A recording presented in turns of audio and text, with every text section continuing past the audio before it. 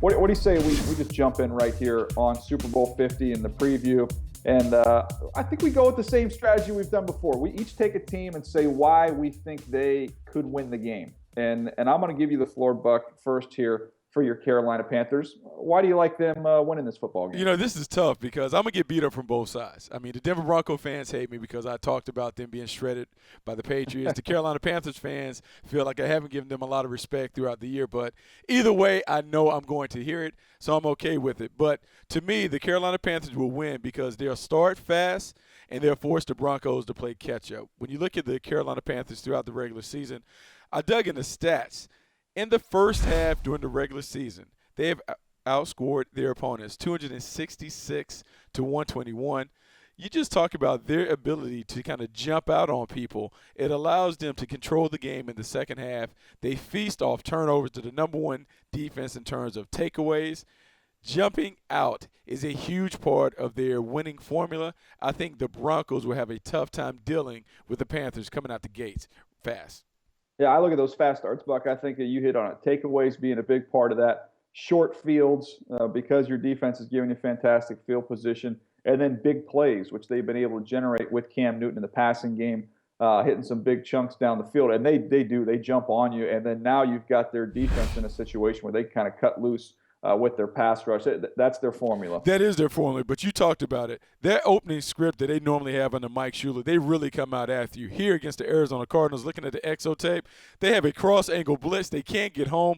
Cam delivers a dart to Corey Brown. Corey Brown ends up taking it to the house.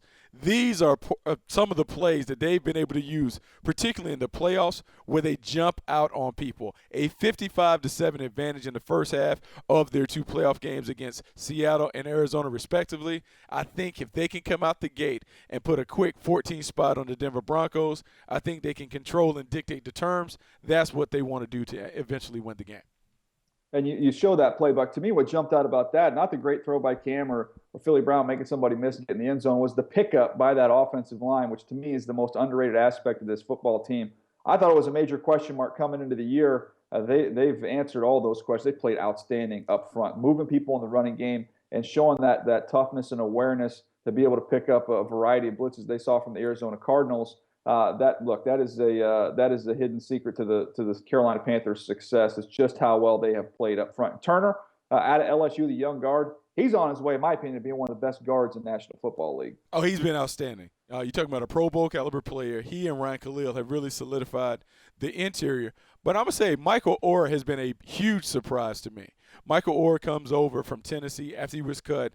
He moves into the left tackle spot. I was really worried about his ability to play on the blind side. He has done a great job of protecting Cam Newton. And so now when you look at that offensive line and the composition, you have two first-round picks in him and Ryan Khalil. You have Trey Turner, who's emerged as one of the top offensive guards. This offensive line is underrated. They deserve to get a little more credit. And I will even say that I have overlooked what they've been able to do up front. But because they can dominate at the line of scrimmage, they can run the football, they can find a way to create explosive plays, this is a tough offense to deal with. And I think the Denver Broncos are going to be challenged to deal with some of the misdirection, the zone and power read things that they do. And when you commit all your resources to stopping Cam and the running game, it makes you vulnerable and susceptible to giving up the big plays down the field. Well, I'm glad you mentioned that because now you made the case for the Panthers. So I'm going to go ahead and take the other side of it, and I'm going to make the case for the Denver Broncos. And I'm going to say the reason they're going to win is kind of what you're just talking about. I think they are equipped to be able to lock up on the outside and to be able to load up the box to deal with one of the most explosive and diverse running attacks we have in the NFL in the Carolina Panthers. I think the Broncos defense is situated to be able to handle that. You see right here against the Pittsburgh Steelers, they can lock up on the outside. They can dedicate a lot of resources to the running game, which you're going to need all hats to the ball when you're going up against a running attack that includes Cam Newton. Is so dynamic. They're going to be able to clog things up with bodies. And I think because of what they have in the back end, guys like Philly Brown who are able to get loose against Arizona, I don't see them getting loose against this Denver Broncos secondary. I think that talent is going to allow them to dedicate a ton of resources to try and eliminate this Carolina run attack. Here's the thing. They certainly have the resources. When you look at the way they're constructed in the back end, they have corners that specialize in playing man-to-man. They can take away the RPO game, eliminate some of the read option pass plays that have been so successful, some of the slants that we've seen Ted Ginn and Philly Brown catch. They can eliminate that by playing man. The problem with some of the man-to-man concepts, when you have a read running game where they can leave a guy unblocked, like a Von Miller or DeMarcus Ware, you now allow the quarterback to have a two-way go. I think it's going to be problematic because I think the natural intent and emphasis will be on stopping Cam. But when you look at what Jonathan Stewart is able to do, a healthy Jonathan Stewart gives them probably potentially a 100-yard rusher. They've had over 100 rushing yards in 31 straight games. I just don't think the Denver Broncos can stop their running game despite putting 8 and sometimes even 9 men in the box.